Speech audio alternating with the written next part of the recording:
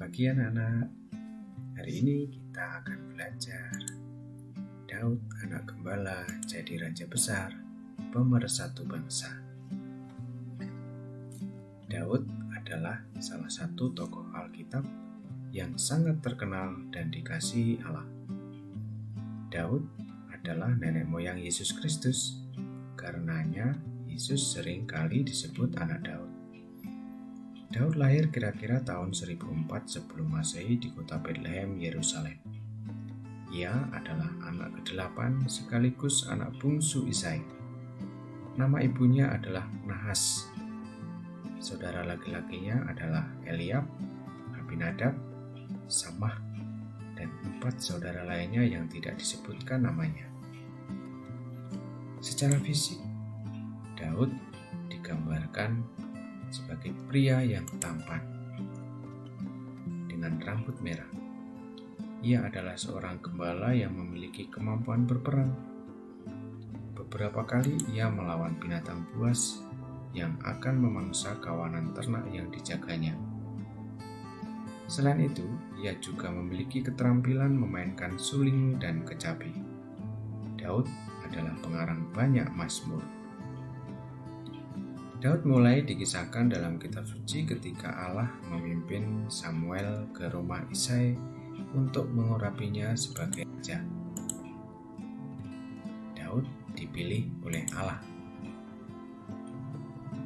Sesampainya di Bethlehem, Samuel menemui anak-anak Isai yang tertua, sangat tampan, tetap bersabda, "Akulah Tuhan. Aku tidak menilai orang dari penampilannya.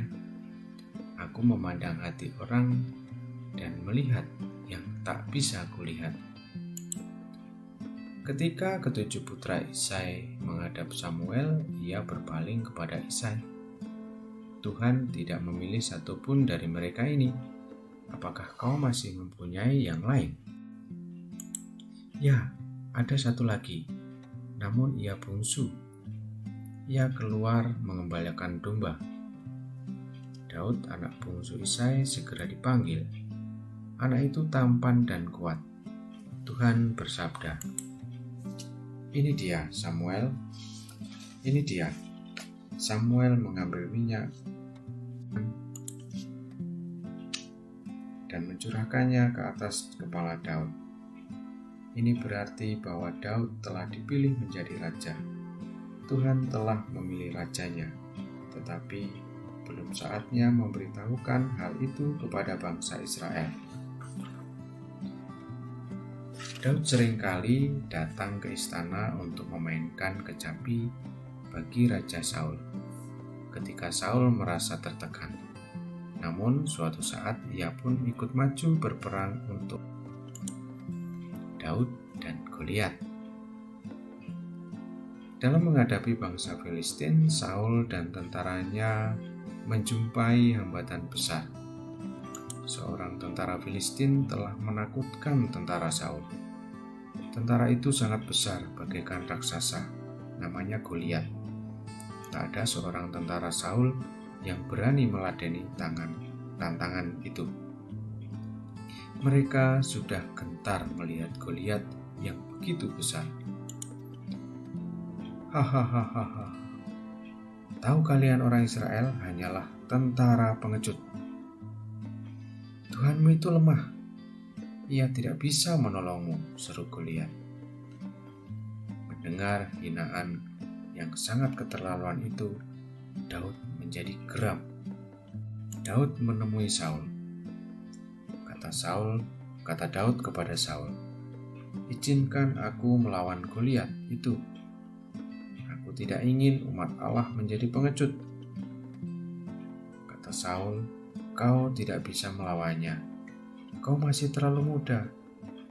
Daud menaikkan dagunya. "Aku telah menyelamatkan domba-dombaku dari singa dan beruang." Saul akhirnya mengizinkannya. Daud tidak menggunakan pakaian perang, melainkan memakai pakaian gembala. Daud memilih 5 buah batu yang licin dari dasar sungai. Kemudian ia mendekati orang Filistin itu ketika Goliat melihat Daud, ia menggeram. Tentara macam apa ini? Majulah, maka aku akan memberikan tubuhmu kepada burung-burung. Daud menjawab, engkau maju dengan pedang atau tombak.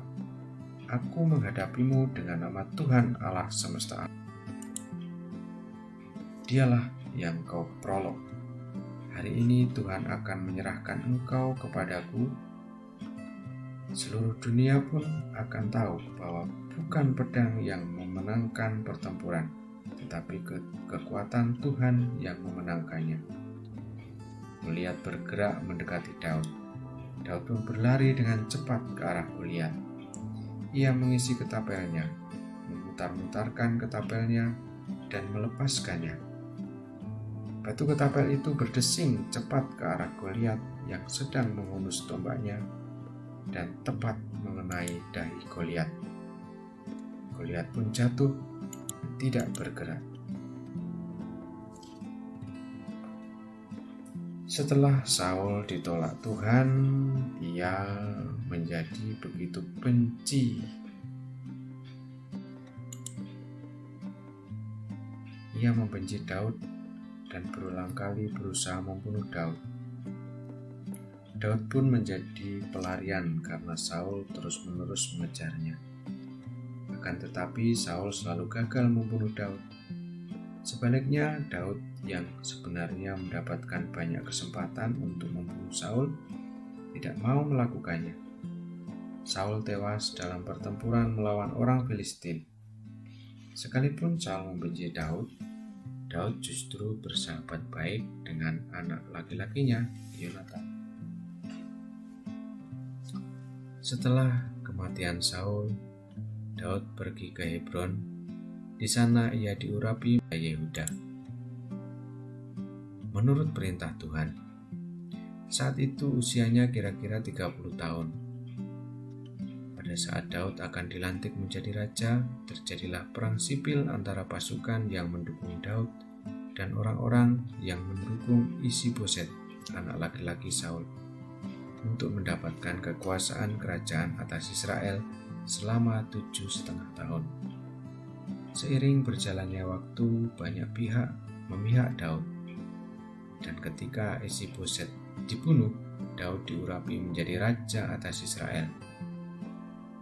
Saat menjadi raja, Daud memindahkan pusat kerajaannya dari Hebron ke Yerusalem. 3 bulan kemudian, Daud membawa tabut perjanjian ke Yerusalem. Di sana, tabut perjanjian diletakkan di sebuah peti baru. Selama kurun waktu yang singkat, Daud memerintah dari Sungai Nil di Mesir hingga ke Sungai Efrat di lembah Tigris dan Efrat. Ia menjadi raja besar yang mempersatukan bangsanya. Walaupun menjadi raja yang besar, Daud juga berbuat dosa. Berzinah dengan istri Uria, menghitung prajurit yang menandakan bahwa ia kurang percaya pada Allah. Ia juga bertindak kejam pada rakyatnya. Daud bukan orang yang sempurna. Ia melakukan berbagai dosa, tetapi ia mau mengakui kesalahannya dan bertobat. Beberapa hal yang dapat kita teladani dari Daud adalah Daud itu rajin berdoa. Dia juga pemaaf dan menghormati orang lain. Dia itu rendah hati, mau bertobat dari kesalahan dan dosa. Daud itu seorang pemberani. Ia juga murah hati. Dengan segala kebaikan dan kedosaannya, Daud merupakan orang kesayangan Allah. Kepada Daud, Allah berjanji bahwa dari keturunannya akan lahir Sang Juru Selamat yang disebut Mesias, yaitu Yesus Kristus. Baik, sekarang jawablah pertanyaan di bawah ini ya. Siapa orang tua Daud? Bagaimana perasaan Daud ketika Tuhan Allah bangsa Israel dihina orang Filistin. Apa saja dosa-dosa Daud?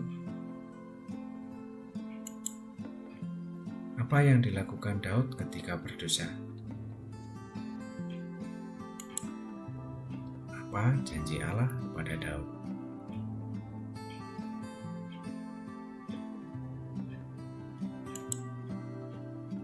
Terima kasih. Tuhan memberkati.